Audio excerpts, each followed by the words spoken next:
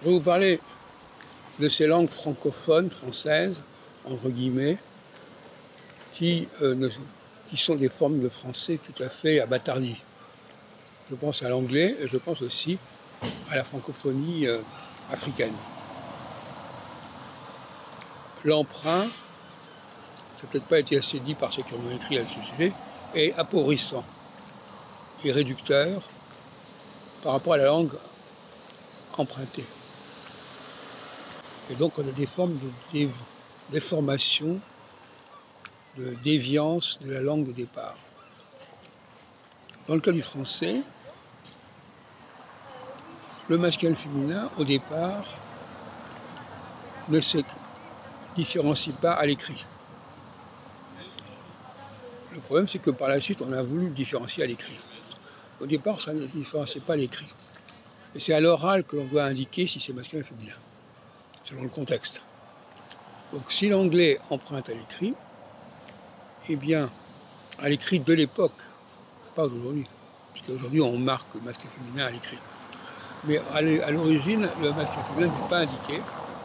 Et par conséquent, l'anglais, on sait très bien, ne marque pas la différence entre l'écrit et l'oral pour les adjectifs, qui soient empruntés au français ou pas, d'ailleurs, mais c'est sur la forme du français, selon moi, eh bien l'anglais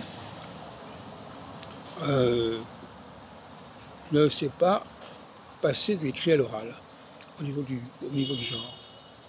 C'est pour ça qu'il va prendre le mot par exemple patient, patient, eh bien, il ne sait pas le distinguer à l'oral et à l'écrit. Bon, c'est un exemple idiot parmi d'autres, bien sûr. En ce qui concerne les Africains, puisque j'ai pas mal de discussions avec eux actuellement, eh bien, ils m'ont avoué que la question du genre, du prénom, enfin, l'article, le ou la marqueur du masculin féminin, leur fait problème, et par conséquent, ils n'utilisent pas les articles. Au lieu de dire je vais prendre une voiture, ils vont dire je vais prendre voiture, je vais prendre stylo. Donc, ils évacuent le problème du genre, et c'est un petit comme si en allemand, par exemple, nous, si on parle allemand, eh bien, on ne prononcerait pas, on ne marquerait pas le masculin et le féminin, parce qu'on ne sait pas toujours en allemand qu'est-ce qui est au masculin, qu'est-ce qui est au féminin. Voilà.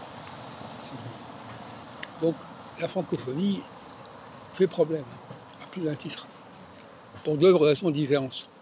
D'une part, parce qu'il y a l'anglais qui se dit pas francophone, mais qui l'est en réalité, et les langues africaines qui se disent francophones, mais qui ne sont pas non plus en réalité complètement, qui sont des formes dévoyées du français.